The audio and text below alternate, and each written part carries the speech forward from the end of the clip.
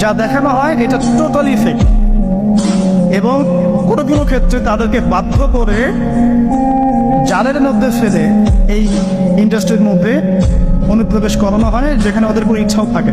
একবার জড়িয়ে গেলে প্রথমে সেখান থেকে আর বের হতে পারে না। শুধু তাই নয়, যখন তাদের শরীর কাজ করে না তখন তাদেরকে উত্তেজক এমন কিছু পদার্থ দেওয়া হয়, এমন কিছু হাইপার ডোজ মেডিসিন দেওয়া হয়, যার ফলশ্রুতিতে তারা ব্যাক টু ব্যাক দেখা যায় যে অনেক লম্বা টাইম তারা নাকি সেক্স করতে পারে না। তো এগুলো তাদেরই কথা, এটাতে আসক্ত নয় এমন মানুষ খুঁজে পাওয়া দুষ্কর। বাংলাদেশের রিপোর্ট বলছে যে বাংলাদেশে এখনকার ইয়াং জেনারেশনের মধ্যে 92% পর্ন দেখে। কত পার্সেন্ট? 92%। এবং পর্ন যে ওয়েবসাইটগুলো আছে যেগুলো এত বেশি শক্তিশালী, এগুলোকে হ্যাক পর্যন্ত করা সম্ভব নয়। 2014 সালে বাংলাদেশের গভর্নমেন্ট যে ছিল আমি জানি না, আমি আসলে এদিকে পলিটিক্সের খবর খুব একটা রাখি না, তারা 244টা পর্ন সাইটকে বন্ধ করে দিয়েছে। কিন্তু এমন একটা অ্যাক্সেস তারপরেও চালু ছিল যে অন্য থ্রু দিয়ে এগুলোতে ভিজিট করা যেত। সবচেয়ে বেশি পর্ন সাইট যেগুলোতে ভিজিট করা হয় তার মধ্যে এই সাবকন্টিনেন্ট বা ভারতবর্ষ অন্যতম। ঠিক আছে, তো এগুলোর ফলশ্রুতিতে শুধু ধর্ষণ বেড়েছে এমন নয়, বরং সমকামিতাও বেড়েছে। এবং দেখা যাচ্ছে যে এখন প্রতি 10 জন মানুষের মধ্যে একজন নাকি, এটা রিপোর্ট, প্রতি 10 জনের মধ্যে নাকি একজন বিপরীত লিঙ্গের দিকে নয় বরং স্বলিঙ্গের দিকে আকর্ষিত হচ্ছে। এবং এই মহামারীগুলো দিন দিন বাড়ছে। আমি যখন লেকচার শেষ করবো তখন আপনাকে আমি কিছু হাদিস শোনাবো নবী সাল্লাল্লাহু আলাইহি ওয়াসাল্লামের এই যুগ সম্পর্কে কিছু ভবিষ্যৎবাণী। তখন আপনি মিলাতে পারবেন ইনশাআল্লাহ যে আসলে নবী সাল্লাল্লাহু আলাইহি ওয়াসাল্লাম কোন যুগটা সম্পর্কে সতর্ক বলছেন। তো মূল লেকচারে যাওয়ার আগে আমি আপনাদের কিছু পরিসংখ্যান শোনাচ্ছি, একটু মনোযোগ দিয়ে শুনুন। যে সভ্যতার কথা আমি আপনাদেরকে বললাম, ওই সভ্যতার কিছু পরিসংখ্যান উল্লেখ করে আমি আপনাদেরকে লেকচারের সামনে দেখে দেবো ইনশাআল্লাহ তাআলা। একটা রিপোর্ট বলছে, এটা দৈনিক জনকণ্ঠকে ছাপানো হয়েছিল। এটা ছাপানো হয়েছিল 16 অক্টোবর 2020-এ, যে তারা ওয়ার্ল্ডের টপ 10 যে কান্ট্রিজ ধর্ষণের দিক থেকে, নারী নির্যাতনের দিক থেকে এদের একটা তালিকা তৈরি করে। এবং এই তালিকায় একটু গেস করেন কোন দেশ টপে আছে। যে বলেন, বুঝতে পারছি না, ইন্ডিয়াটা সবচেয়ে টপে আছে ইউএসএ। ঠিক আছে, আগে থেকে পরিসংখ্যান দেখাচ্ছি, তারপরে আমি মূল লেকচারে যাবো ইনশাআল্লাহ।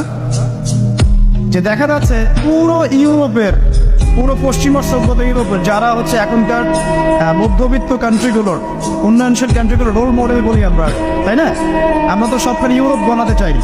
ইভেন আমাদের দেখা যায় অনেক ক্ষেত্রে মিডল ইস্টের, মধ্যপ্রাচ্যের কোনো কোনো কান্ট্রির লিডার বলছে যে আমরা এত সালের মধ্যে মধ্যপ্রাচ্যকে ইউরোপ বানিয়ে ফেলবো। ঠিক আছে, তো আমরা ইউরোপ বানাতে চাই। তো ইউরোপে দেখা যায় যে 15 বছরের কম, পুরো ইউরোপে 15 বছরের কম 33% মানুষ, 33% মেয়ে 15 বছরের আগেই কারো না কারো দ্বারা শারীরিক নির্যাতনের শিকার হয়েছে, যৌন নির্যাতনের শিকার হয়েছে। আচ্ছা, সামনে আসেন।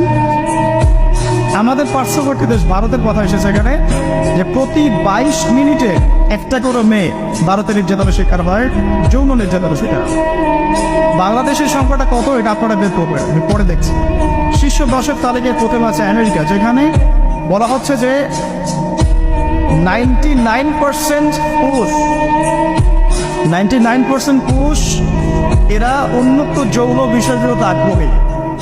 ঠিক আছে, 1% পুরুষ চাচ্ছে যে ফ্যামিলি হোক, নর্মাল আমি ইসলামিক যেটা চিন্তা করি যে ফ্যামিলি হোক, বিয়ে শাদী হোক, তারপরে বাচ্চা কাচ্চা হবে, এটা তারা 1% মানুষ চায়।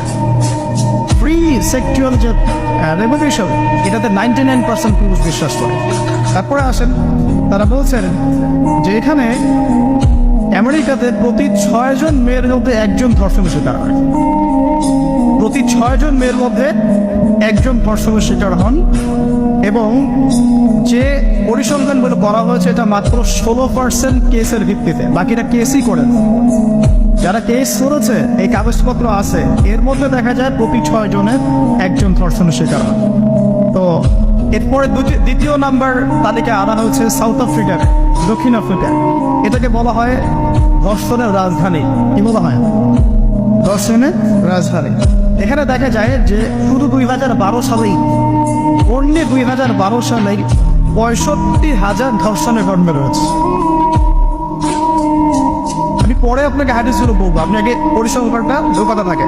65,000 ধর্ষণের ঘটনা ঘটেছে শুধুমাত্র সাউথ আফ্রিকাতেই। আর সাউথ আফ্রিকার 4,000 নারীর উপর জরিপ করে দেখা গেছে যে তাদের মধ্যে প্রতি 3 জনে একজন জীবনে একবার না একবার একজন পুরুষের দ্বারা যৌন সহিংসতার শিকার হয়েছে। প্রতি 3 জনে